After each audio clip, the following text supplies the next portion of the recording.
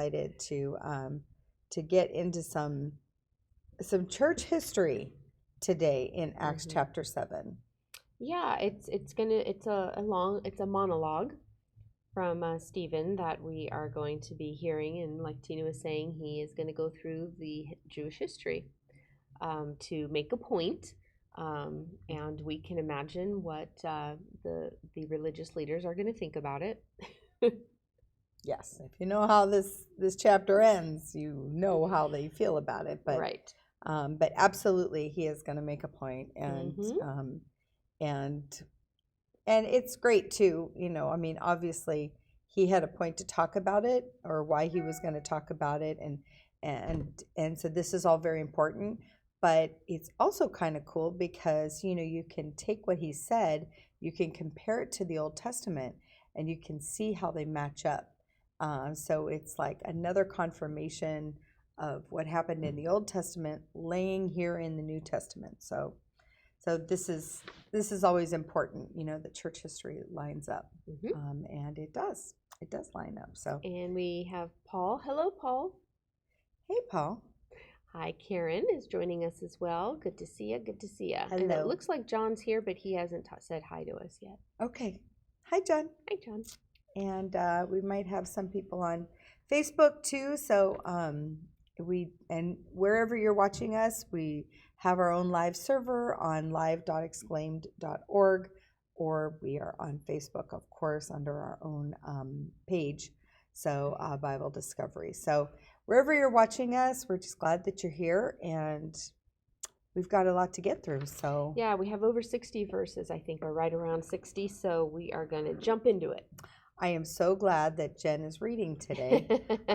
Jen, if your mouth falls off or if you get all tongue to, I could be your backup, but this is a lot. So it'll be good. It'll be good. It'll be great. Alrighty, so we're going to start off in Acts 7, verse 1.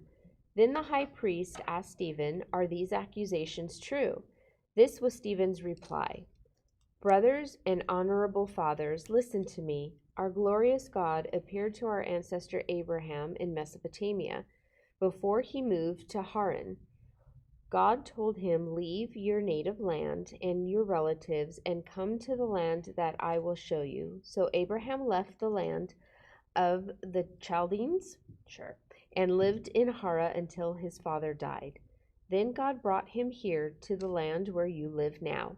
But God gave him no inheritance here, not even 1 square foot of land. God did promise, however, that eventually the whole country would belong to Abraham and his descendants, though he had no children yet. But God also told him that his descendants would live in a foreign country, where they would be mistreated as slaves for 400 years. But I will punish the nation that enslaves them, God told him, and in the end they will come out and worship me in this place. God also gave Abraham the covenant of circumcision at that time. And so Isaac, Abraham's son, was circumcised when he was 8 days old. Isaac became the father of Jacob, and Jacob was the father of the 12 patriarchs of the Jewish nation. These sons of Jacob were very jealous of their brother Joseph, and they sold him to be a slave in Egypt. But God was with him. Is that where I was stopping? Yeah, that sounds good. So, so just like Jen was saying before, this is a monologue, and it starts right there in verse 2, and it's like, here's what Stephen says. And so, if you look back to verse 6, to chapter 6, we know that Stephen was picked as one of these 7, and he made some people mad, and they started lying on him. And then next thing you know, there's kind of I don't know if it was a trial, but they definitely, they took him aside and they said, hey, what everybody's saying is this and that, and we don't think that you're being a good leader or whatever. And there was all sorts of accusations, which were lies, but that's where we pick up. And then here in chapter 7, they're like, So, What do you have to say for yourself? that's Yeah, it. You're on basically. trial, basically. And so it's kind of interesting because obviously if you're on trial and you're like, well, in the beginning of time, I know. it's I know. but like I said previously, it is powerful that he did go through this, because we do have like this confirmation in the New Testament about the Old Testament, and we will see where he's going eventually. But he is teaching a history lesson to men that I think already know this history, but he definitely is going down through it. And John says hello. And hey, Miss Sherry's here. Hi. Hey, Sherry. We are studying Acts chapter 7. The stoning of Stephen is where it ends up. But first, Stephen is giving us a history lesson, or maybe it's a sermon. I don't know. Yeah, I think he's bringing up points in the history to explain or try to get the religious leaders to look at themselves. Absolutely, because if there's one thing that the Jewish nation was really good at, was running away from God and being ornery, and not being obedient. Faith leads to obedience, and so this is so very important. But the history of the Jewish nation is not always one of great obedience, and so obviously I'm sure we all kind of sit and go, oh, they were the worst. Like, I would never do that. But I think Stephen is pointing out, or he's about to point out, yeah, maybe you would. Yeah, in the commentary when it's talking about the covenant with circumcision, I found this interesting what the commentary had to say. It says circumcision was a sign of the promise or covenant God made with Abraham and the entire nation of Israel. Because Stephen summarized Israel's history, he told how this covenant fared during that time. Stephen pointed out that God always had kept his side of the promise, but Israel had failed again and again to uphold its end. Although the Jews in Stephen's day still circumcised their baby boys, they failed to obey God. The people's hearts were far from God. Their lack of faith and lack of obedience shows that they had failed to keep this part of the covenant. So I thought that was interesting. So that's where he starts the whole, like, his point. Yeah. You think you're so, you're so pious, but you think you're so different than your ancestors, but yeah. Hey, Diane is here too. Hi, Diane Clark. Hello.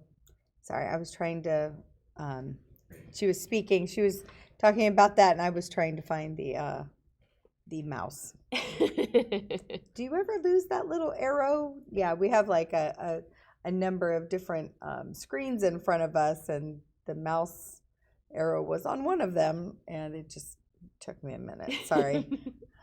I was lucky I wasn't going, like sticking my tongue, doing the thinking face, like, where is it? Anyway, well, I am intrigued. I wonder what's going to happen now. I don't know. I'm going to go back and read verse 9, because 10 is a continuation of 9, just so that it makes sense. So it says, so we're starting again in Acts 7, verse 9. These sons of Jacob were very jealous of their brother Joseph, and they sold him to be a slave in Egypt. But God was with him and delivered him from his anguish, and God gave him favor before Pharaoh, king of Egypt. God also gave Joseph unusual wisdom, so that Pharaoh appointed him governor over all of Egypt and put him in charge of all the affairs of the palace. I think that's where I was supposed to stop originally. Got it. That makes sense, but that's okay. That's okay. So so there we are. We've gone through Abraham. Now we're going to talk about Joseph. And then we're going to talk about Moses. So it just keeps going. Just hold on for the ride. This is good stuff. You might recognize the storyline, but I think that's exactly what Stephen wants. Okay, we'll pick up in verse 11. But a famine came upon Egypt and Canaan. There was great misery for our ancestors as they ran out of food. Jacob heard that there was still grain in Egypt, so he sent his sons to buy some. The second time they went, Joseph revealed his identity to his brothers, and they were introduced to Pharaoh. Then Joseph sent for his father, Jacob, and all his relatives to come to Egypt, 75 persons in all. So Jacob went to Egypt. He died there, as did all his sons. All of them were taken to Shechem,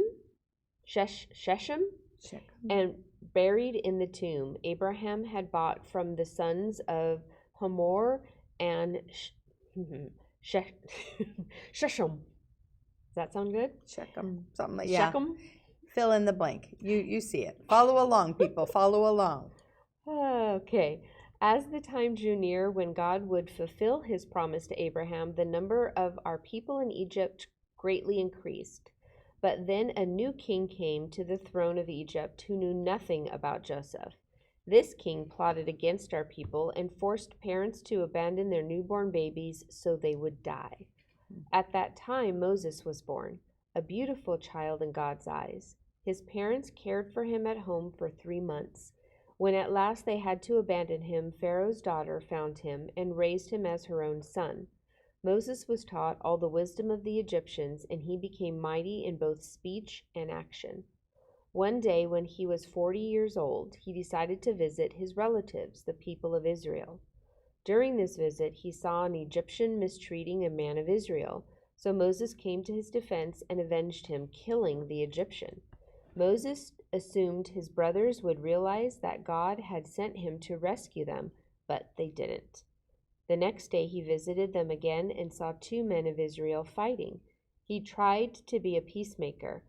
"Men," he said, "you are brothers. Why are you hurting each other?" But the man in the wrong pushed Moses aside and told him to mind his own business. "Who made you a ruler and judge over us?" he asked. "Are you going to kill me as you killed that Egyptian yesterday?" When Moses heard that, he fled the country and lived as a foreigner in the land of Midian, where his 2 sons were born. Yeah, so here we are. This is obviously you're recognizing this story, but there's some confirmations in here. We definitely see that Pharaoh's daughter took him and nurtured him as her own, and so that means that he could have been the next Pharaoh, that he would have definite rule and power in that land.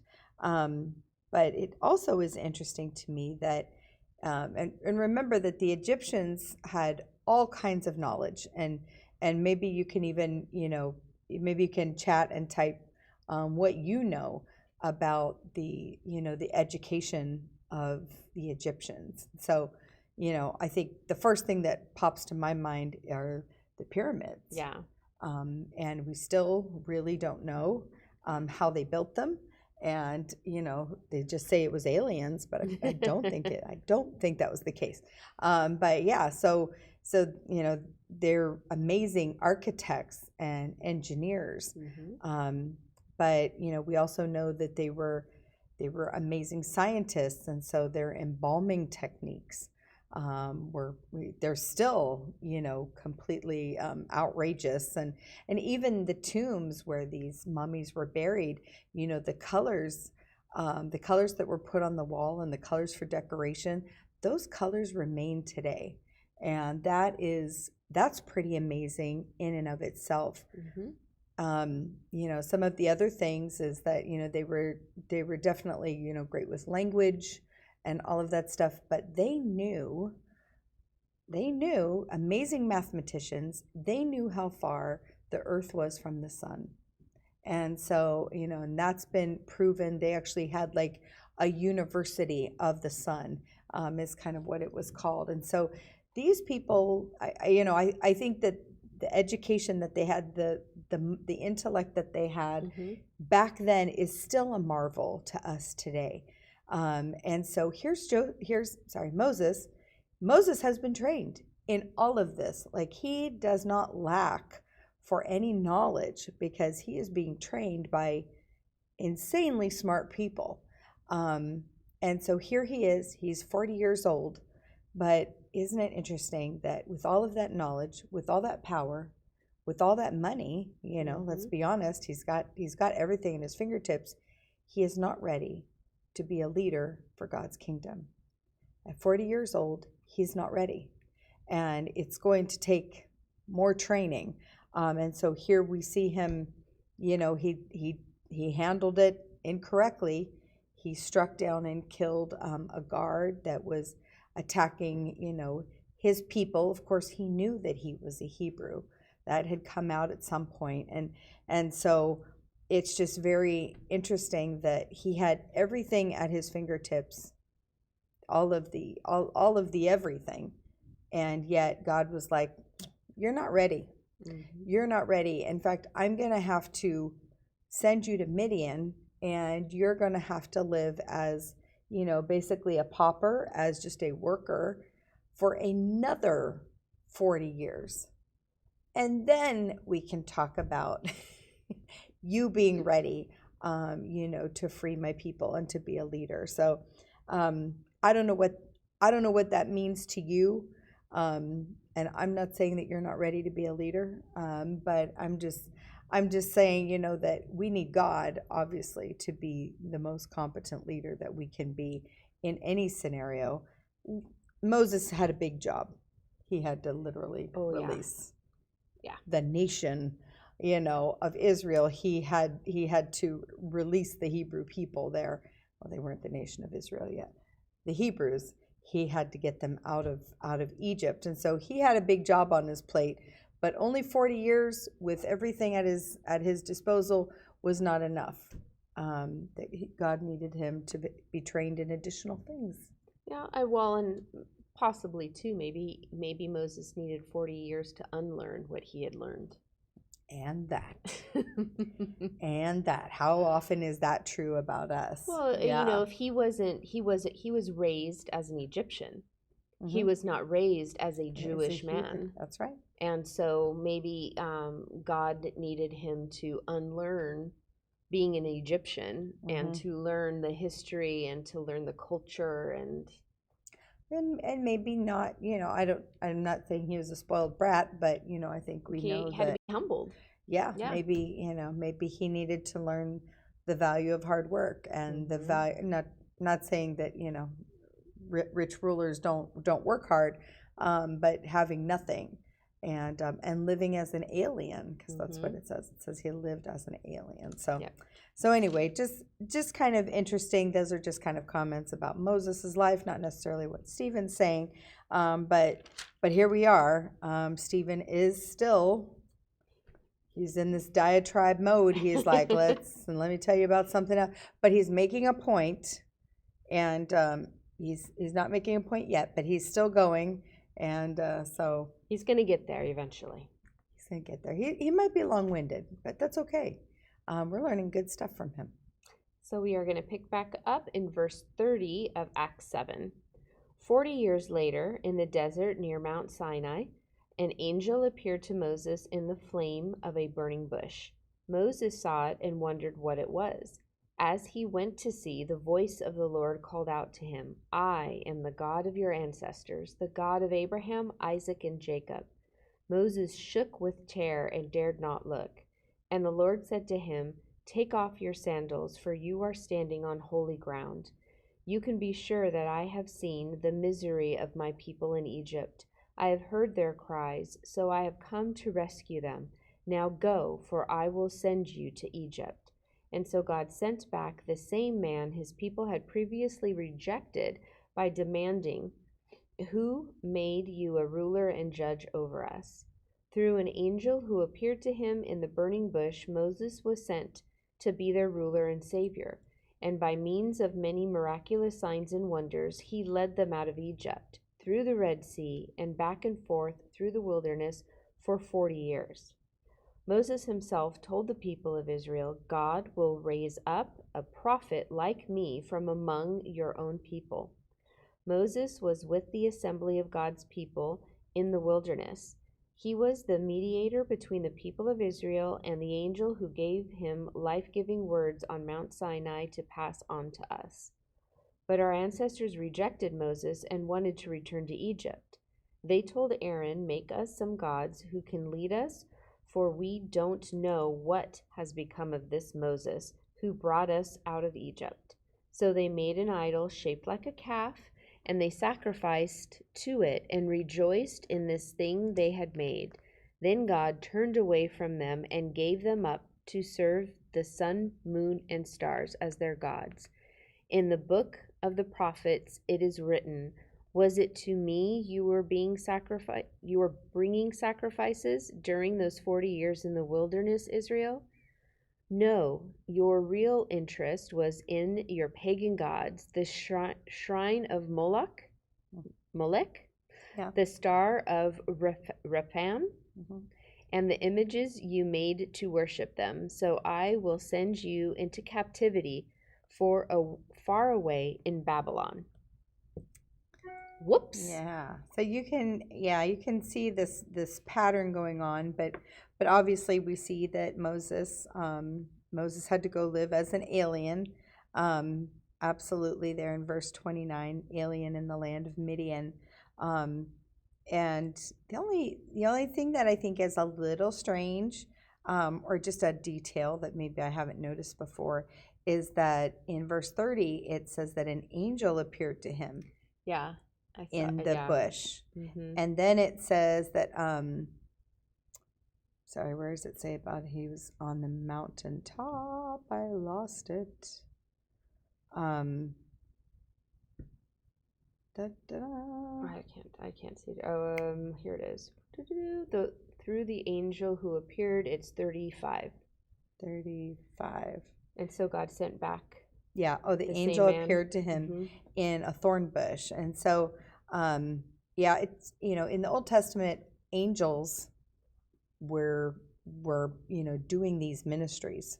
And so, these angels appeared and did these things. And so that's kind of interesting. I don't know in the Old Testament that it necessarily says.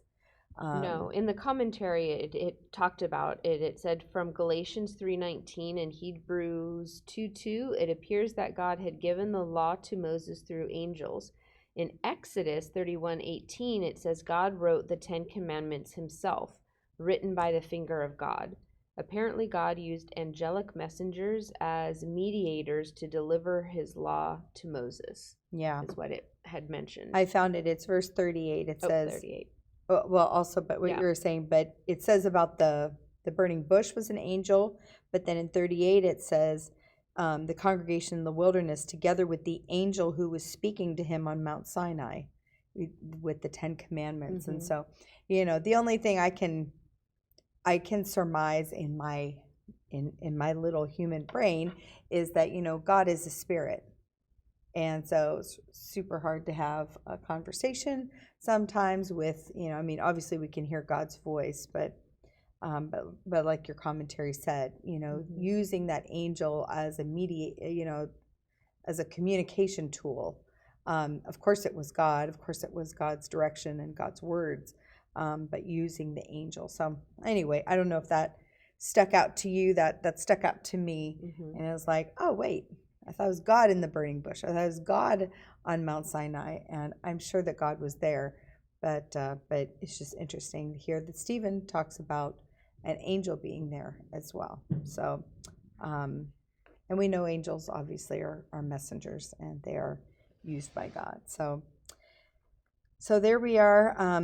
We've got through Moses now, and we're coming down to. We're coming down. Well, it's still Moses. We haven't quite figured it all out yet, but yeah. So so what do you think about what he's talking about?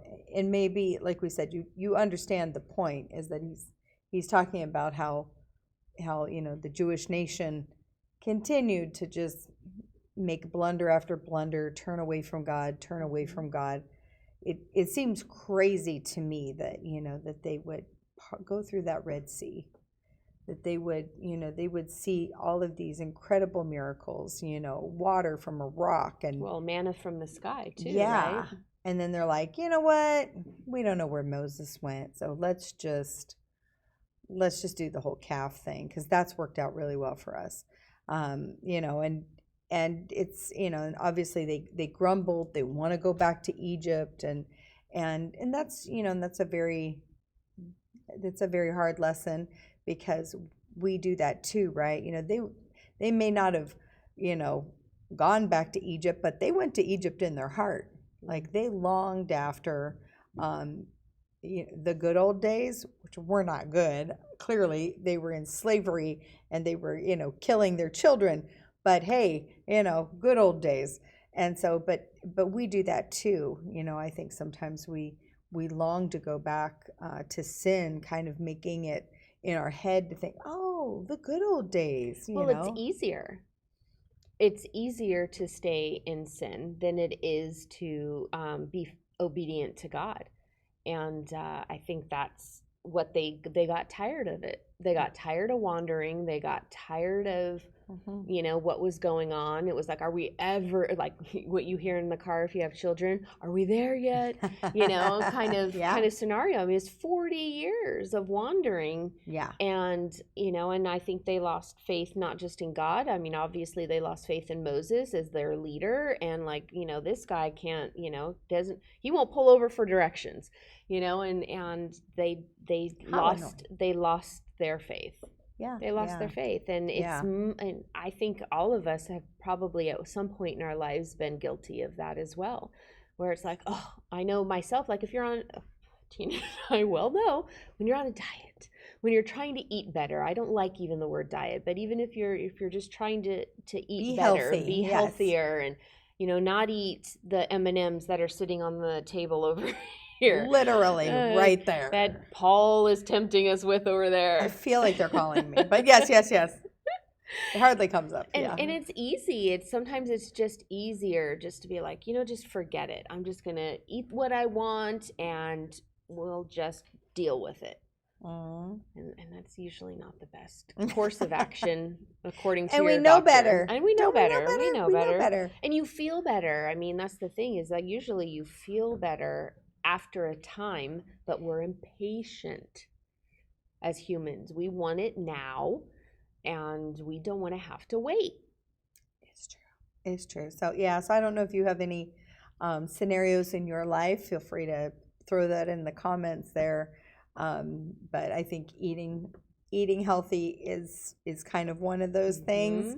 And definitely, I mean, Stephen is pointing out the fact that the sweet Jewish nation went on their own path over and over and over. And then here at the end in 43, it says, I mean, he's even just kind of saying, he's like, so then I'm going to send you to Babylon.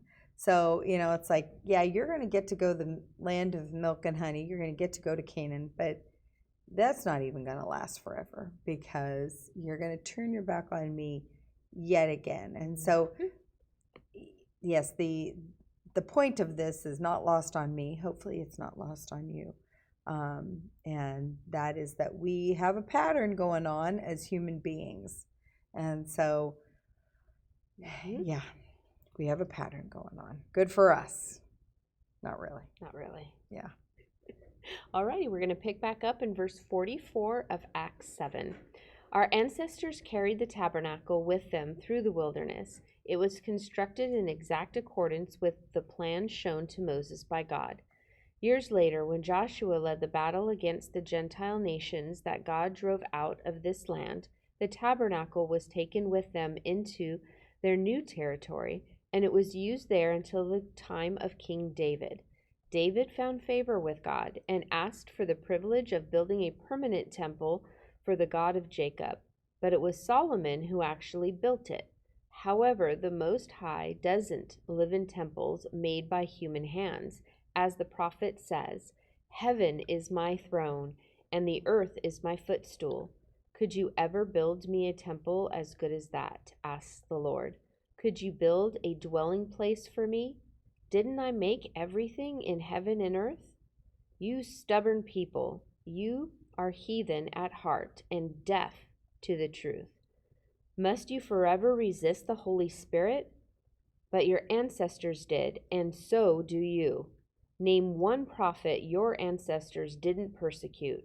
They even killed the ones who predicted the coming of the righteous one, the Messiah, whom you betrayed and murdered. You deliberately disobeyed God's laws, though you received it from the hands of angels. Ooh. So maybe it was like lulling them into complacency there in the beginning And then by telling them, like, put in that zinger. Sucker punch. And but absolutely true, clearly. And I have I know in my commentary, it talks about like all of the prophets. There are lots of, Uriah, Jeremiah, Isaiah, Zechariah, Amos, and let's see,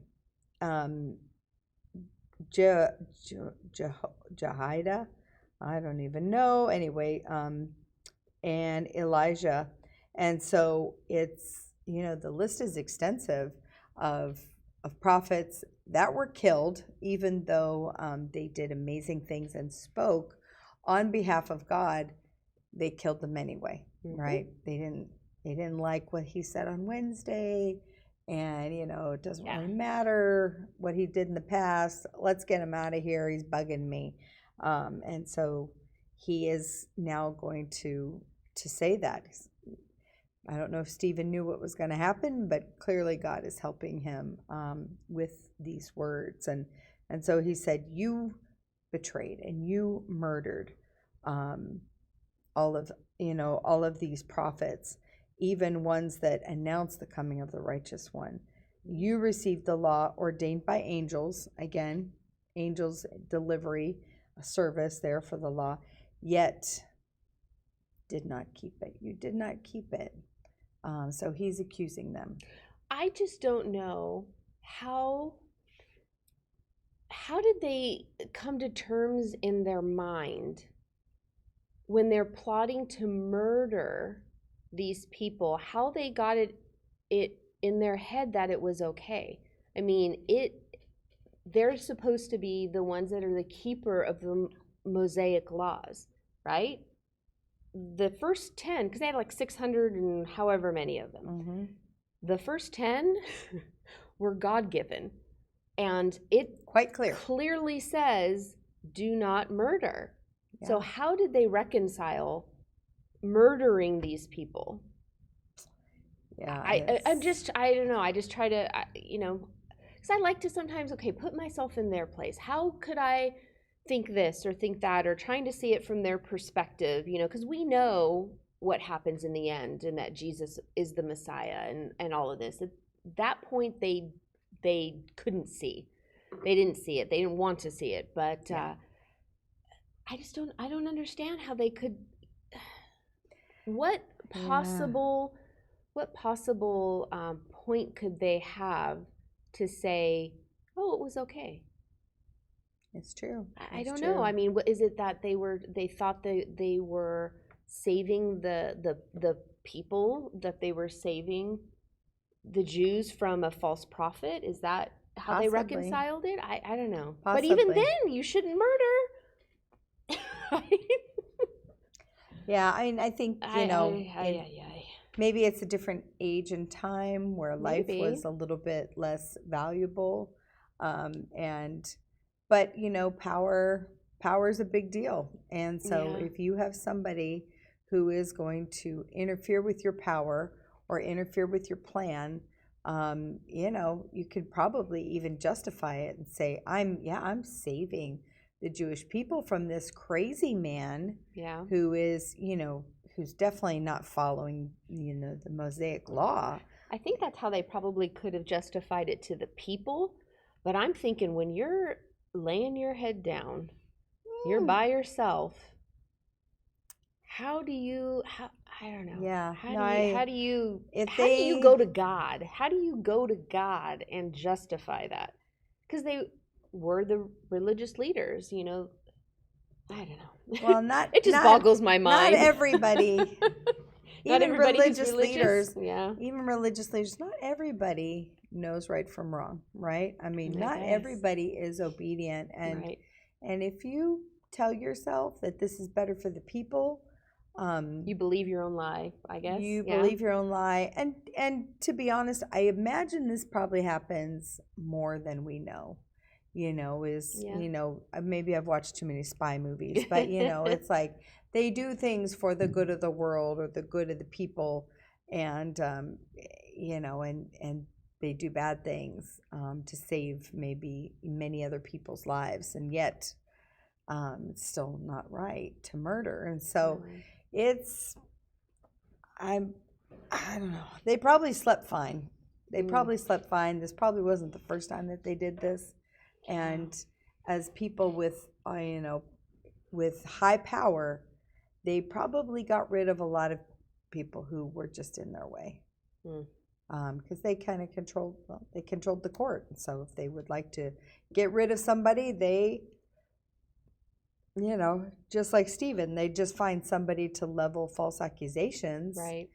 Because even the guys at the end of chapter 6, the guys who are lying on Stephen and accusing him, right? They were supposed to be Christian leaders.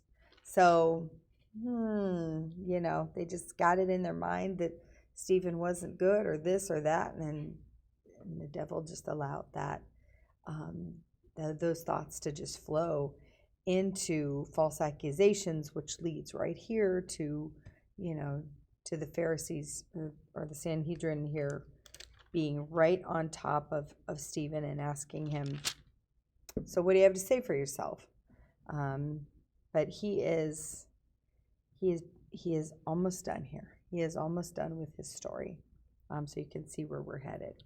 All right, we will pick back up in verse 54 of Acts 7. The Jewish leaders were infuriated by Stephen's accusation, and they shook their fists in rage. Duh.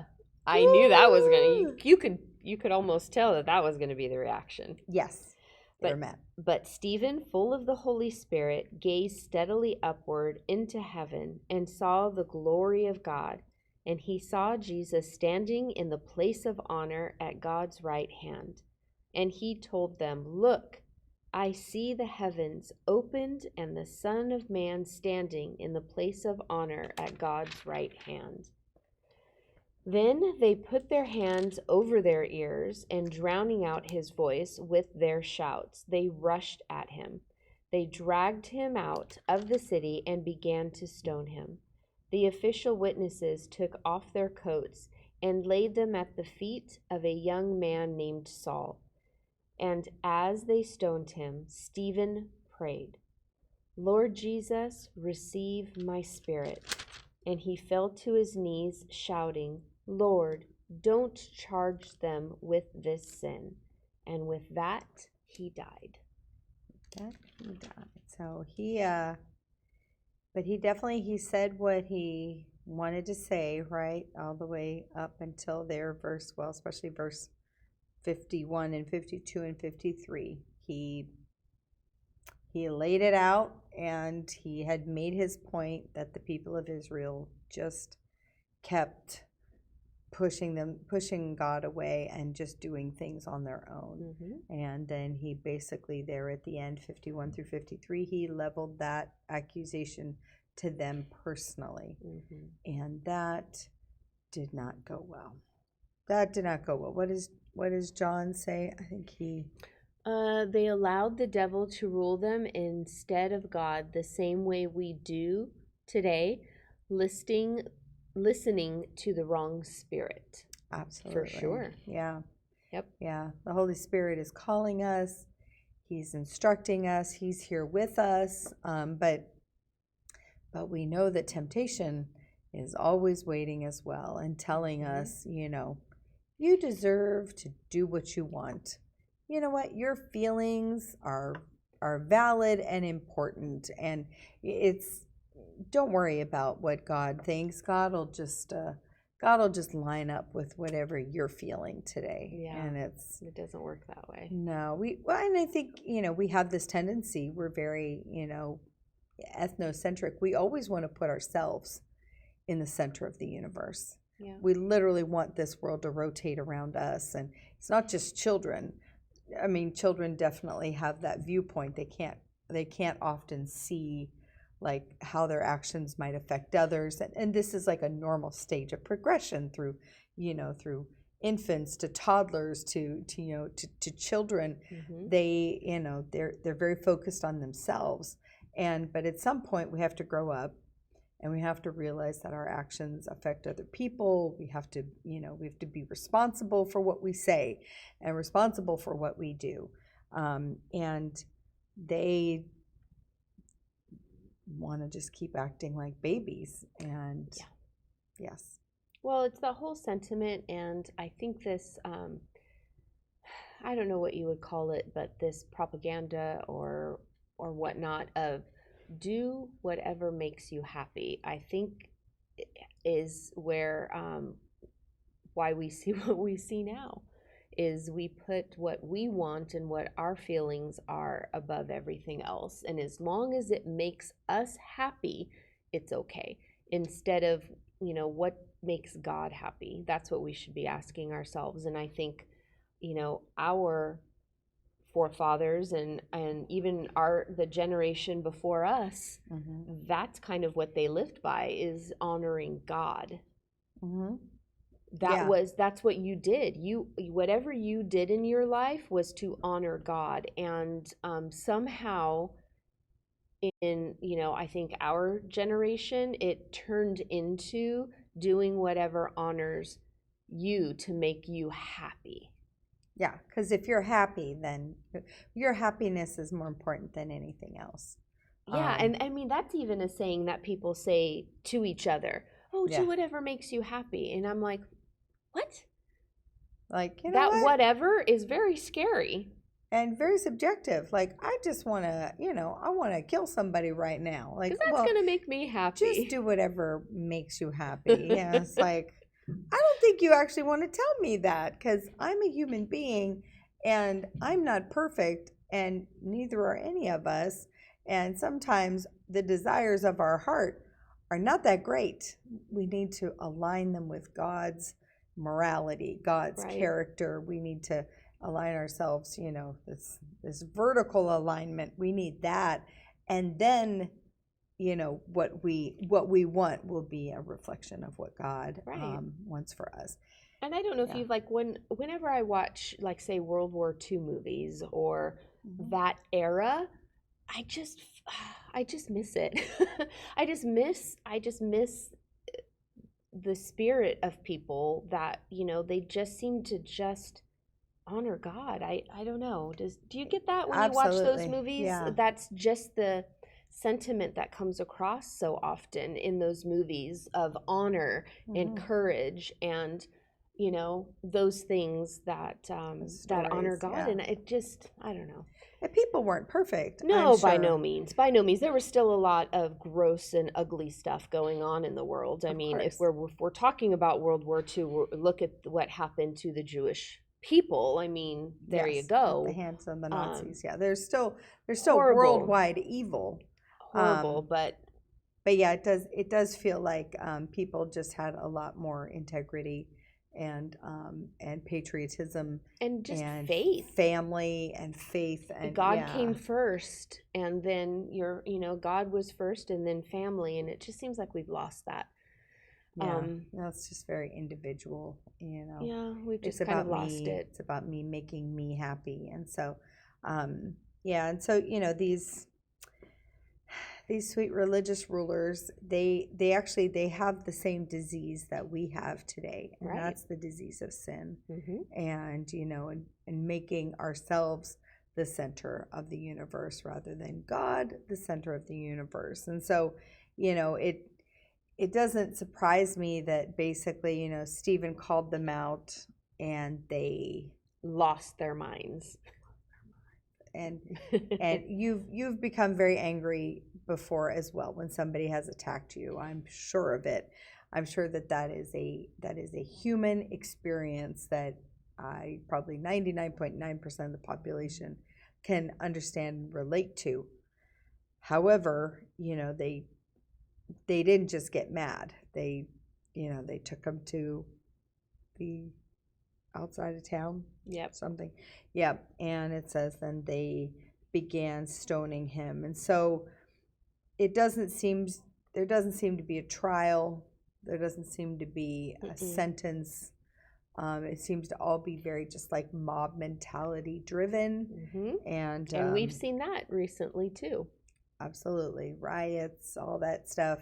People just, we're not smart when we're in a mob mentality. We are, like, good things don't happen when people are just reacting to how they feel, and they're beating up this person and burning up this police car. It's like, this is not what you want to have to tell your mother about what you did, because there is no mother that would be proud of that. So it definitely feels like a mob mentality situation.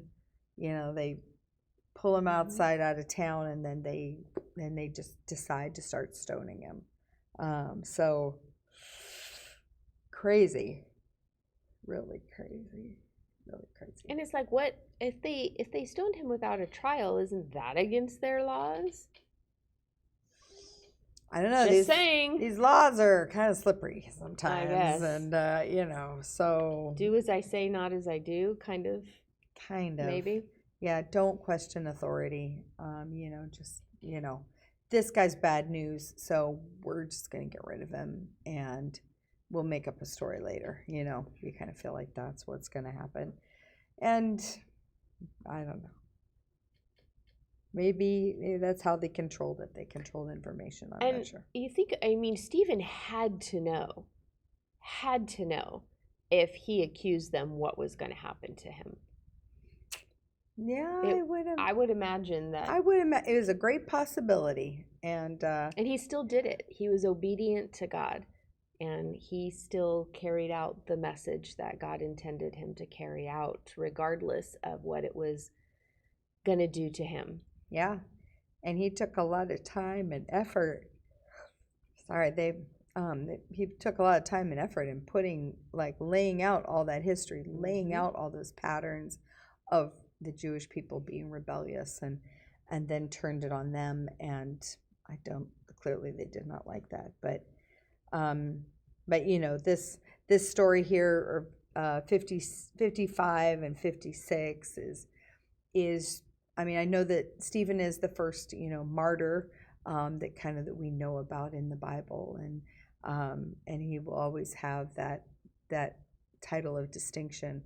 But this is always very amazing too, is that he is like on his way, and so maybe somebody who has passed on recently, and this is what can happen. This can be their experience as well, right? He's gazing into heaven. God has opened up a window and said, hey, check out where you're going, check out the digs, right? And he saw the glory of God and Jesus standing at the right hand of God. And so, that I get it. God is a spirit, and so where's the right hand of God? But it's talking about that place of prominence. That's talking about what Jesus stands for. Literally, he is at the right hand of God. So, but then and then Stephen was kind of putting that nail in the coffin there in 56, and he's telling them. He's telling them what he sees. He sees, right? The heavens opened and Jesus standing at the right hand of God. And in 57, once again, they're acting like children. They lost their mind and they're acting like babies. Yeah. Absolutely. And they covering their ears and shouting so that they couldn't hear what Stephen was saying. Good for you. Like la la la la. Yeah. Good for you. So, and obviously that's that was it. That was the straw that broke the camel's back, the stone that literally started it all.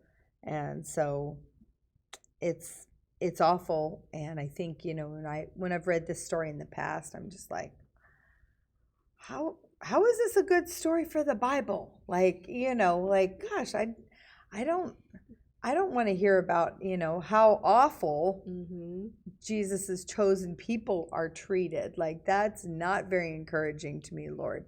But it is very encouraging that, that he stood his ground, that he stood his faith, and then that he described what he saw. Like, he knows where he's going, and he took the time to say it out loud. And even though, that made them crazy, he said it out loud. What does John say? That's why we need to know the word of God, so we will stick to the truth regardless of the outcome. It's true. And even these hard stories, they strengthen our faith, and they, what are you learning from this story, is kind of the point. What are you getting out of chapter 7? How is it, that you would live your life different after reading chapter 7? Because there's some things to learn, and there's some reasons that your whole life could be changed.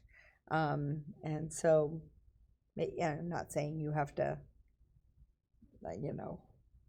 be martyred. I'm not saying that that you necessarily have to stand up to the government and tell them how awful they are.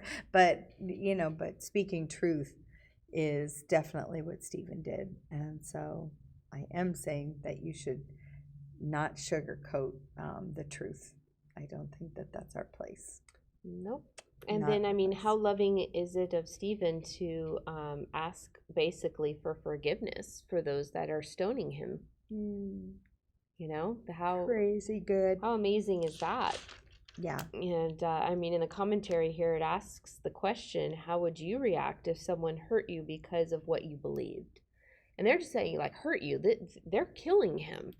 They're stoning him to death. They're throwing rocks at him to kill him. And he's saying, God, don't take it out on them. Don't put this sin onto them. Yeah. It's kind of what Jesus said, when Jesus was on the cross, like, forgive them. They know not what they do.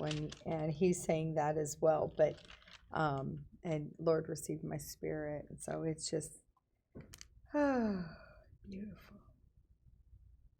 Beautiful, beautiful. But it's also great that, that Stephen was ready to, he was ready to suffer.